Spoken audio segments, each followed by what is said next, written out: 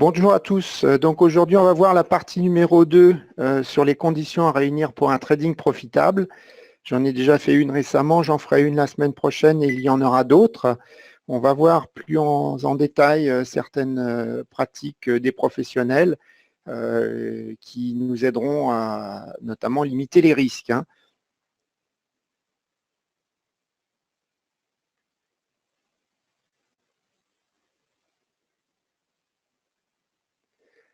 Tout d'abord, donc l'avertissement sur les risques, hein, que JFD Brokers me demande de vous présenter à chaque fois. Le trading sur marge est très risqué, ne convient pas à tous les traders, donc évidemment, il ne faut pas investir de l'argent pour lesquels on a besoin de tous les jours, hein. Donc merci de bien prendre en compte cela. Alors, on va regarder en détail plusieurs choses, mais tout d'abord, si vous avez des questions, merci de les poser par email, hein. Je préfère pour éviter qu'on soit hors sujet et puis de prendre un temps fou pour les autres si ça n'intéresse pas les autres. Donc, mon email, c'est p.lermi@jfdbrokers.com. N'hésitez pas, je peux vous appeler aussi quand j'ai des moments.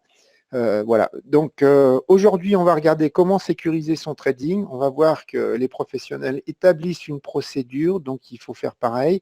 Donc procédure, je ne parle pas de stratégie, mais de procédure. On doit avoir une ou des stratégies, enfin on peut en avoir plusieurs. Et donc on va établir un compte-rendu des erreurs de trading et pas que des erreurs de trading.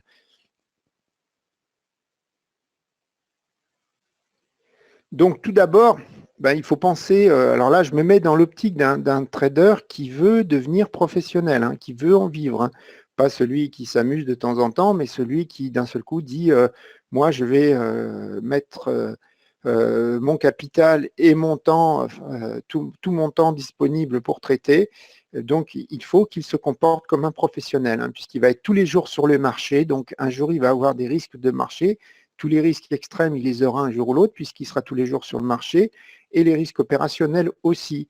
Et quand on devient professionnel, bah, si on veut en vivre, ce n'est pas en faisant un trade de 10 000 euros qu'on va en vivre, hein. Donc, il y a des tailles beaucoup plus importantes. Quand on approche le million d'euros en trade à chaque fois, bah, évidemment, si jamais il y a un problème opérationnel, ça peut faire très mal. Donc, il faut tout envisager, comme les coupures de courant. Donc, par exemple, moi, je dispose d'un onduleur qui vous permet de tenir 30 minutes, 60 minutes, 1 heure, 2 heures.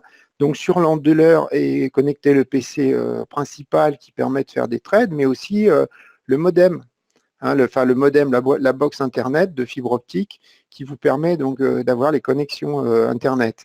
Donc, eux, ils doivent être absolument sur un onduleur, hein. Il faut un système de secours. Il faut aussi, si vous avez une coupure de courant, ben, envisager aussi de passer un ordre sur votre smartphone, hein, puisque le smartphone, lui, il n'est pas dépendant du courant chez vous, enfin pendant l'autonomie qu'il a. Donc, il faut avoir testé tout ça. Donc, on va en parler après.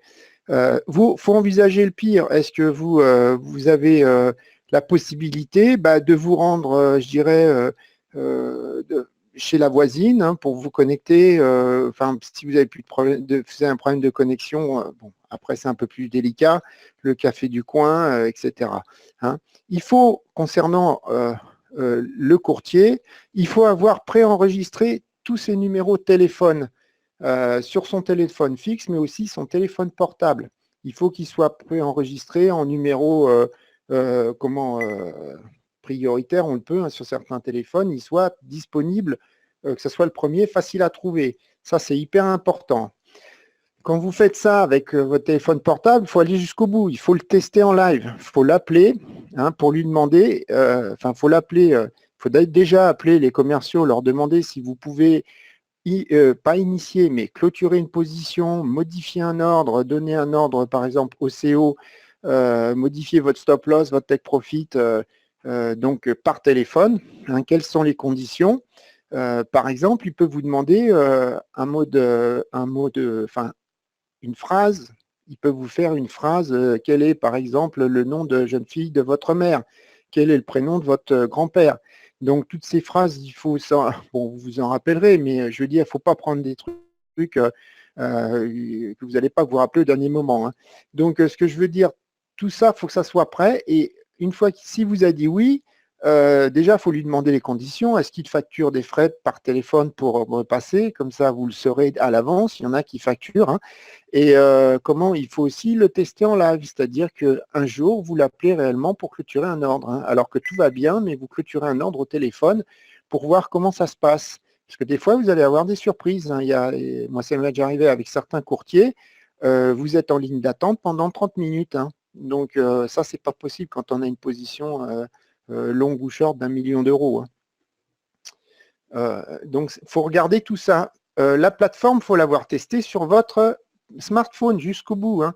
Alors, quand je dis, vous pouvez aussi utiliser votre smartphone si vous avez un problème de coupure Internet en mode modem. Donc, il faut tout tester. Il faut le faire avant. Il faut tester une fois quand tout marche bien, hein, et voir aller, comme je vous dis, si vous avez un problème smartphone, si vous avez un problème de courant, ben, allez avec votre PC portable au café du coin, tester le Wi-Fi du café du coin ou chez le voisin, mais il faut avoir testé tout ça, hein. Vos moyens de secours, il faut que vous en ayez deux, pas un, mais deux, hein. Donc ça peut être le smartphone, ça peut être, comme je vous dis, le café du coin. Tout ça, ça doit se faire, hein, c'est obligatoire. Vous pouvez avoir des bugs informatiques, hein, et c'est pareil, tous les malchances, tous les problèmes comme ça se diminue, hein. Donc, il faut mettre en place des raccourcis. Par exemple, si vous avez un bug de la plateforme, hein, tout simplement, la plateforme qui plante, il faut déjà avoir à mettre en place un raccourci en bas dans la barre des tâches de lancement de la plateforme sur le bureau. Il faut aussi avoir un raccourci pour le gestionnaire de tâches. Si vous avez à killer, à tuer la plateforme parce qu'elle est plantée, donc moi j'ai le cas, hein, je vois pour mes systèmes de trading, en fait, vous